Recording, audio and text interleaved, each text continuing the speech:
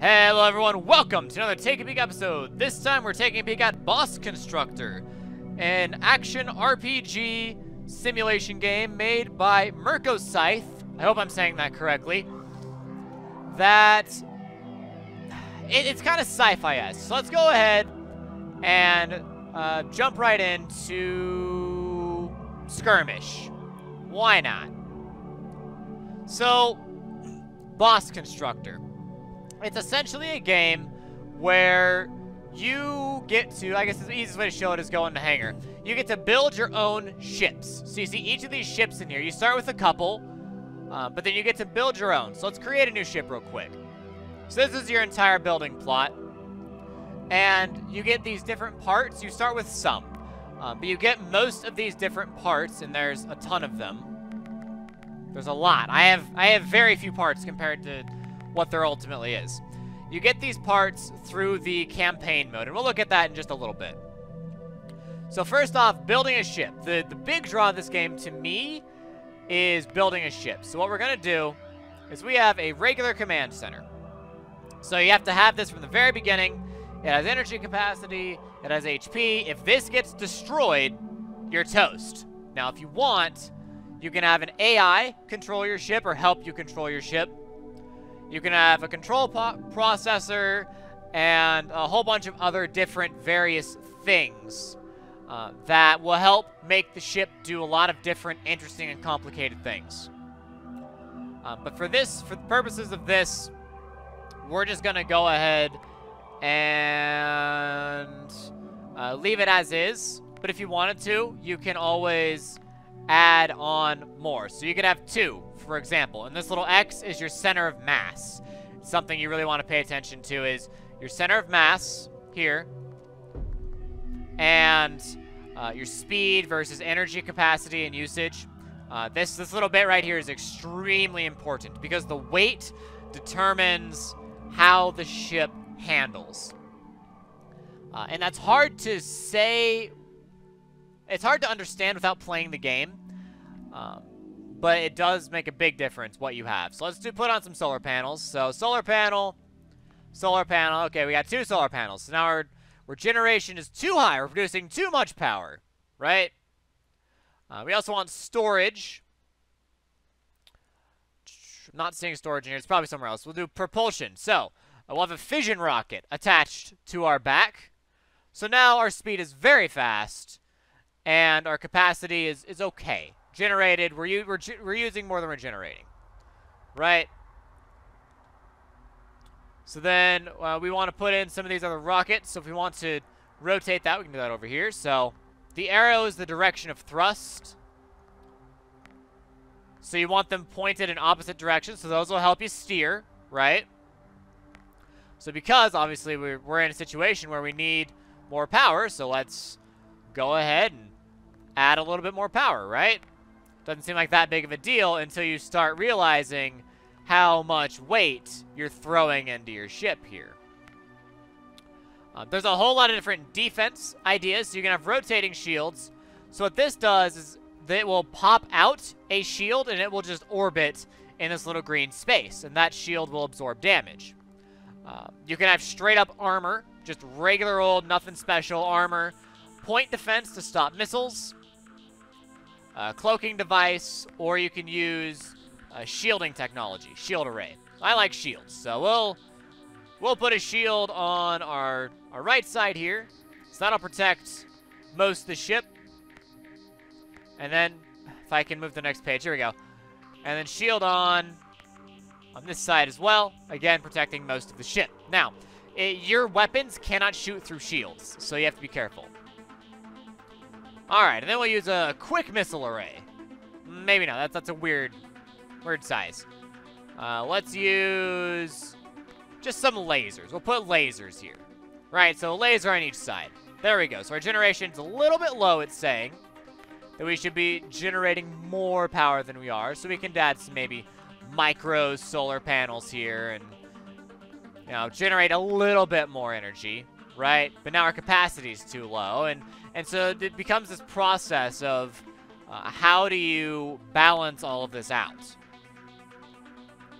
So now we're still using way more than we're generating, but our capacity is pretty good. We've got a couple seconds worth of power. So you can decorate your ship with various things, different lights, and that can counter cloaks and whatnot. But we'll just go ahead and leave it at this. So when you're done, you can go ahead and test it. So here we are. Now what you'll notice is I did not apply any thrusters to stop moving. So if I wanted to stop moving, if I hit backwards, nothing happens. I just float. So if I want to stop moving, I need to spin and thrust in the opposite direction. Right? There are no brakes. This isn't a game that's in space. There are no brakes. All you have is what you put on your ship. And this is a fairly fragile ship, to be honest. This is a very fragile ship, but it's just a nice little example of something you can build. You know, it's pretty safe on the sides, but that's about it. So the lasers are doing their job. You can see how much energy we have on the right side. So there we go, ship destroyed. We just took Titan armor, so now we have new Titan armor. You can see we're just too much.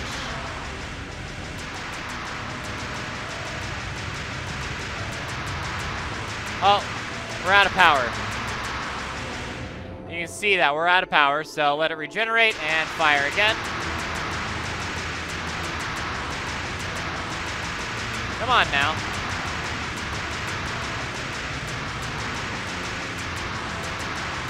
Come on now. When you're out of power with lasers, it slows you down real quick. And there we go. Alright, so we destroyed some of those real basic things. You can pick up that little sparkle over there. We're gonna go ahead and drive right to it. Right there. That sparkle. There you go. Now we have more stuff, just like that.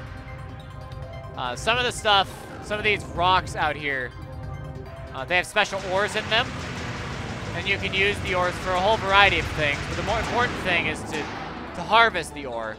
And so in this case, obviously, we can't do that because we didn't put any ore harvesting equipment on the ship. So you have to be careful about momentum and stuff. As you can see, the shields will pass right through those rocks. They won't protect you.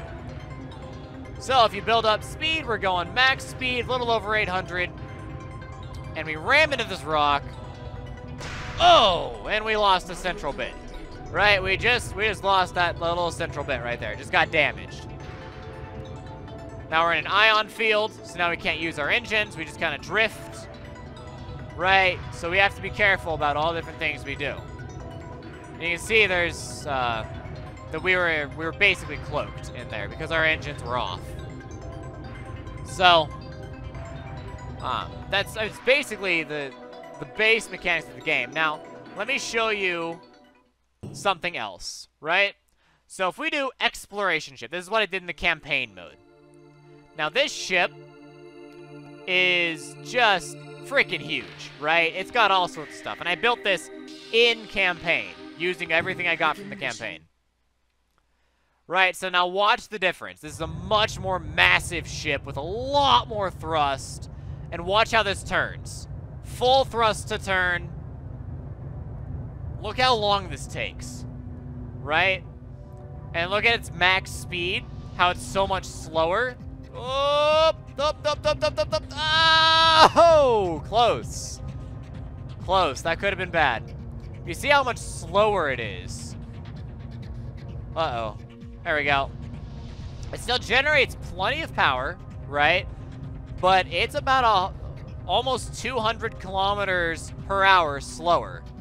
But it brakes really fast. Brakes and turns. It's basically a mobile gun platform, and let me show you.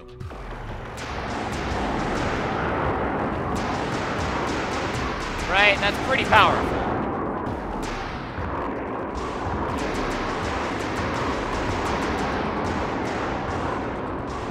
So you can see how this thing would end up being very powerful later on. Now, you notice I have specific weapons that are firing to the sides, right? If if you look, I have side weapons, side guns. Those guns I can actually set to be a different hotkey. So if I want to set it to be something completely different, I can. And that there's no issue in doing that. You can see that this is extremely different from the other ship. Right? And we do like the first flag or whatever. One of our very first ships that we built. Right? This will be even different. Whee! So here we go. We're going. We're going. And look how fast we're going. 1,300. Almost 1,400 kilometers an hour. Right? This thing goes way faster. On top of that, it has an AI core. So I'm not actually driving this thing. I'm not driving it at all. There's actually an AI that's driving this right now. And you can see that sometimes it's not the most intelligent. So you have to build your ships that have AI cores with very specific restraints in mind. The AI is not always brilliant. Sometimes it does a really great job. That one is basically suicidal. But the different AI programs do different things. So you have to be very careful with that. So where we got the giant ship, right? The exploration ship. Where we got this. And it has ore and it has repair and all sorts of really cool, awesome tech. Right? I got that in the exploration. So we have a campaign. Game 1 here. And contact established. alright. They updated the campaign, which is fine and great. But basically, you are this little green arrow. And you're trying to help people to go kill these red guys up here. The more you help them, the more they'll trust you. And you can buy stuff at their shops. And you can see there's a little green one here. So it's not just blue and pink. There's also green. There's other colors as well. I guess orange-ish. Space Miners United. Polyparticle. Joiners. The Ageless. And you're fighting against Von Neumann. Right? And the entire point is to stop Von Neumann from taking over the galaxy. You know, they are Hitler's Germany, right? They're coming and they're trying to take over the entire galaxy, basically, if you want to look at it that way. For those of you that follow my Hearts of Iron channel, they are Hitler's Germany. They're coming and they're taking over the entire galaxy, and it's up to you to stop them with the help of all your friends. So, in doing that, you choose which path you want to take, and each of these little places have different stuff. So, like this one, specializes in defense systems, and that's also defense systems. Particle physics. But you can see there's a module trader, and a tech lab, and a gambler, and more tech labs, and all sorts of stuff. And you won't know what's there until you actually go there. So you can see right here, there is a module trader, but it's not marked on the map, right? Because you're not there. So going there would be a great thing to do. Each of these missions have their own specific things that you need to accomplish in them, and all of those, all the parts that you're ever really going to get to mess around with later, like you saw us doing, building in the hangar and such, that stuff comes from the campaign. You essentially have to play the campaign if you want to get any parts. And I do not have all the parts. I am far from having all the parts. But I've put in several hours. I've grabbed several parts. And I think rockets are the best. That may change as the game changes. It's been in early access for 2 years. And the developers continue to update the game. It is constantly being supported despite being in early access for 2 years. So I'm super happy for the fact that they have kept going this entire time, that they haven't abandoned the project, and that's admirable of them. The game is relatively bug-free, and the game is honestly, it's well-crafted. It takes a while to learn. So, again, the whole with the big ship, you're barely moving. With the small ship, you're extremely agile. That takes a lot of time to learn how to pilot. And while I may make it look kind of simple as with a giant ship to dodge by the asteroids like that, again, I've put in several hours of just learning how to control the ship. It does take a lot of time to learn the controls of this game. But the controls are, once you learn them, they work really well with the game. Because the AI follows the exact same controls. The AI will have the exact same difficulties in handling that big ship as you do. And that makes the game fair. Even though it's difficult, it is fair. Now, of course, there are other challenges, so you compete against other players if you wish. You can just go against the AI forever and see how long you last, and that can be fun sometimes too. Create your own skirmishes. The tutorial is really good. The tutorial does a really good job of explaining what you can do in the game, what the different buttons do, and especially assigning different hotkeys to do different things. Again, I have those side guns.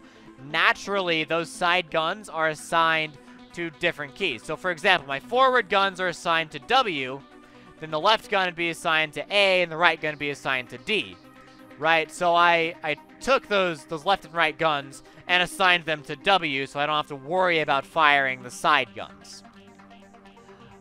As one example. And you could set your primary guns to be I, or, you know, J. It doesn't matter. It's all whatever you want it to be, whatever's comfortable for you. You just put in the input and attach it to a bunch of different parts, and that's what'll happen.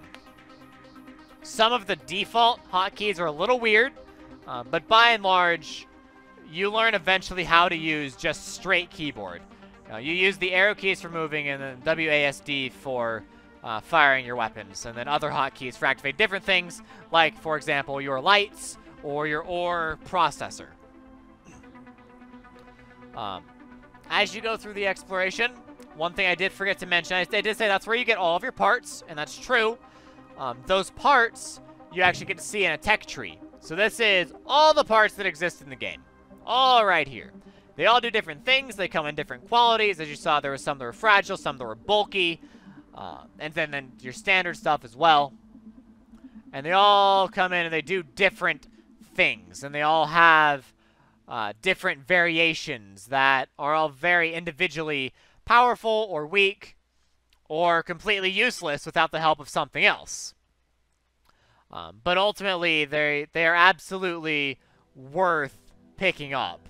And continuing to play through the campaign to unlock all of this research is actually fun. It's not tedious. It is actually fun to do that. So, after playing the game for like a couple hours non-stop, it could get a little tedious, absolutely. But from the very beginning, it's not tedious. It's really not. So, and again, just all you have to do is go explore a galaxy, and you'll be able to unlock all of these different parts. And they're all very fun. They all do a lot of different cool stuff. And as you progress through the campaign, you feel a sense of achievement as you upgrade from, say, propulsion rockets to fission rockets. Right? Again, going back to that hangar, you look at the exploration ship, you see that I have slapped on 2 fission rockets here. Right? Instead of just propulsion rockets, I slapped on fission rockets as well, and that's as many as I have. And the entire purpose of that is because they are more powerful. They're more bang for their buck. One last thing I want to point out in this game is the evolution modes. This is my favorite part of the game. This is where you can sit down in the game, mess around, and see what happens. So there's 3 things. There's the AI battles, which you pit the AI against each other, and you watch this all-out war happen right in front of you, which is really interesting to watch sometimes, especially if you design specific AI ships. You can actually create little armies that have their specialties, or sorry, fleets that have their specialties, and then pit them against each other, and then just watch the AI kill each other. And that is fantastic to watch. There's the evolution pool, which lets the AI fight each other in a deathmatch setting, and successful ships reproduce. So ships that last longer and ships that destroy other ships will reproduce. So you start with a basic ship. So the little AI ship that I showed off earlier, this kind of drove itself and then rammed itself straight into the little container floating in space. that was one of the ships I threw into the evolution pool. Over time, I had ships that started like that. Started as that little base ship that we saw earlier, right? The first flag started like this. Ended up having cloaking devices. They ended up having laser beams. Just a whole slew of different things were created. They repositioned solar panels. They just do all sorts of fun little stuff. And using this first flag, I was able to watch the AI create new ships in front of me as they killed each other right in front of me. And then the last bit is ship evolution, which is similar to evolution pool, but instead of the successful ships reproducing in a deathmatch style, ship evolution is more of a tournament style. So it's one-on-one. In evolution pool, you'll have a free-for-all with 20 ships, right?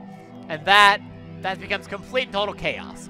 In ship evolution, it's literally one-on-one with different mutations of different ships, and the most successful ship moves on, gets reproduced with a whole bunch of new mutations to it to create new ships. And it does this based off of all of the tech that you currently have unlocked. So if you don't have a Tesla coil, it won't mutate into a Tesla coil.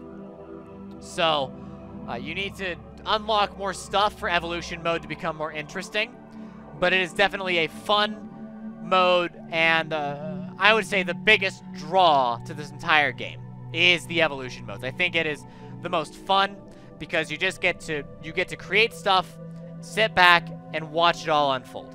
So, anyways, guys, that's BossConstructor. It's a fun game. I recommend it. They are constantly patching the game. They're updating the game. And it's absolutely worth picking up. I would give this a 7.5 out of 10. It's a fun game. I've greatly enjoyed it. And I look forward to unlocking all of the different things that are in the research module. So the resonance cannon, the subspace drive, the mine layer, you know, impulse armor, all sorts of stuff. I look forward to doing all of this in the future. So, again, thank you for watching. So if you liked the video, give it a like, subscribe to the channel, and share it with friends. Best thing you do for the channel is share the video on Facebook and on Twitter. Thank you to Amphit for being a Patreon supporter. Patreon link's down below. And, of course, thank you to the devs of BossConstructor for sending me the game. As always, thanks for watching again, and I will see you next time with more Take a Peek episodes, as next time we'll take a peek at something new. DFTBA.